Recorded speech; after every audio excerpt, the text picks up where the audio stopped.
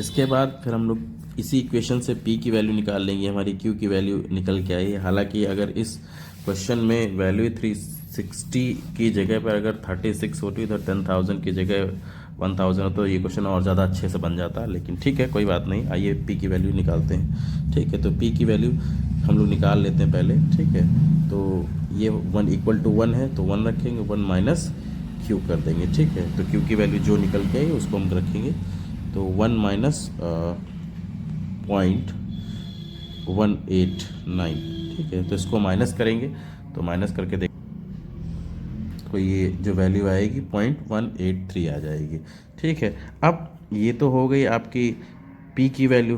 तो अब देखिए आपके पास दोनों वैल्यूज़ निकल के आ गई हैं, एक ये आपकी Q की वैल्यू थी और दूसरी वाली आपकी P की वैल्यू थी। ठीक है, अब इसके बाद हमें जो वैल्यू दी गई 2PQ निकालेंगे, तो कैसे निकालें, इसके लिए आप क्या करिए 2 इंटू जो P की वैल्यू आई थी आपकी यानी 0.813 इंटू जो आपकी Q की वैल्यू आई थी 0.189। ठीक है, इन दोनों को आप इससे मल्टीप्लाई कर दीजिए। ठीक है, तो मल्टीप्लाई करने पे जो वैल्यू आए उसको आप लिखिए, देखिए क्या वैल्यू आ सकती है अप्रॉक्सीमेटली। इसको मल्टीप्लाई करते हैं, तो मल्टीप्लाई के बाद लगभग अप्रॉक्सीमेटली 0.3075 समथिंग आएगी। तो अब इसके बाद हम क्या करें, अब इसका 100 में परसेंटेज लेंगे, तो परसेंटेज लेने के लिए हम क्या करेंगे, डायरेक्टली इसको फॉर परसेंटेज तो 0.3075 इंटू 100 से जब हम मल्टीप्लाई करेंगे तो निकल जाएगा 30.75। ठीक है, परसेंट। तो ये बन जाएगी आपकी क्या फ्रीक्वेंसी परसेंटेज। तो इस तरीके से इस क्वेश्चन को कर सकते हैं। अगर आप इसकी वैल्यू को चेंज करें तो देखिए अभी वैल्यू चेंज करके भी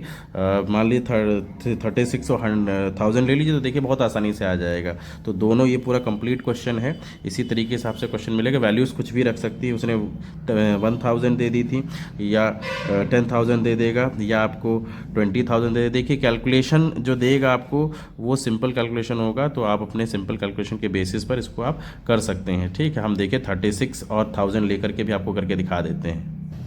देखिए तो टोटल कितना है, पॉपुलेशन 1000, ओके, और टोटल पॉपुलेशन के बाद जीनोटाइप कितना हो जाएगा, जीनोटाइप यानी ए कितना हो जाएगा 360। हम लिख नहीं रहे, सिर्फ सिंबल लिख रहे हैं। अब आप देखिए, अब आपको यहाँ पर क्या करना है, Q की वैल्यू निकालनी है। तो Q स्क्वायर निकालने के लिए आप क्या करेंगे, अल्टीमेटली 360, पहले तो हम पॉपुलेशन निकालेंगे 1000, ये हो जाएगा। अब ये सीधा सीधा क्लियरली आ रहा है, यहीं पर अंडर रूट लगा दीजिए। ठीक है, तो ये हो जाएगा आपका 6/10। ओके, तो ये 6/10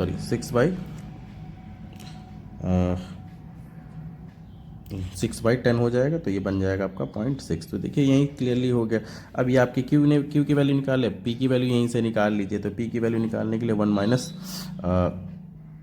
Q करेंगे, तो 1 माइनस 0.6 है, तो 0.6 माइनस करेंगे तो नियरली 0.4 आ जाएगा। ठीक है, अब इसके बाद अब आपको परसेंटेज निकालनी है, तो इसके लिए 2PQ फॉर्मूला डालिए। ठीक है, तो 2PQ के लिए 2 इंटू P की वैल्यू कितनी आई है 0.4, Q की वैल्यू कितनी आई थी 0.6, मल्टीप्लाई कर लीजिए 6 पर 24, 24 2 जा 48 और 2 डेसिमल बाद पॉइंट, ये देखिए ये बन जाएगा आपका 0.48। ठीक है, अब इसके बाद फिर यहाँ से जब 0.48 आ जाएगा, अब इस 0.48 के बाद अब आप इसका सीधा सीधा जो दिया गया परसेंटेज अगर आपको निकालना है 100 से मल्टीप्लाई करिए।